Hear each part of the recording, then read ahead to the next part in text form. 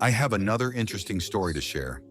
Out of all the 6,000 people I met to shook hands with, there were 2 or 3 Gemba people who refused to shake my hands. 2 or 3 out of 6,000? Not bad. They were union members, United Auto Workers. But the next day, they came to my office and said they were sorry. Oh, there you go.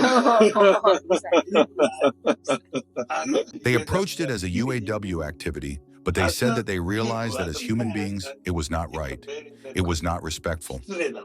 Sorry that I was too rude to you, that I didn't shake hand. And so the next day, they shook my hand and things became better.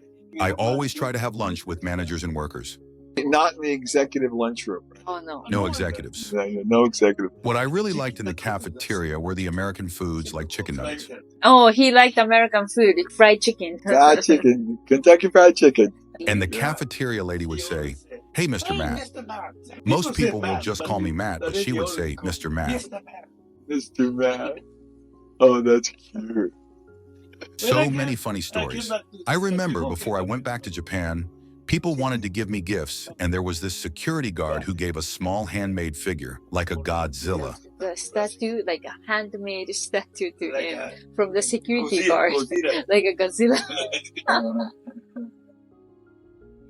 Before he came back to Japan, he just wanted to show the appreciation. They treated me like a friend and not like the president of Toyota Georgetown, Kentucky.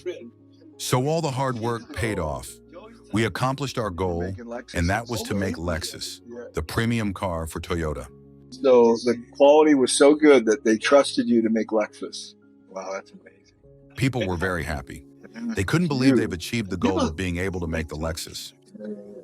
What was the Lexus model that you were making? We made the Lexus executive sedan model, and it was a beautiful car. Yes, 300.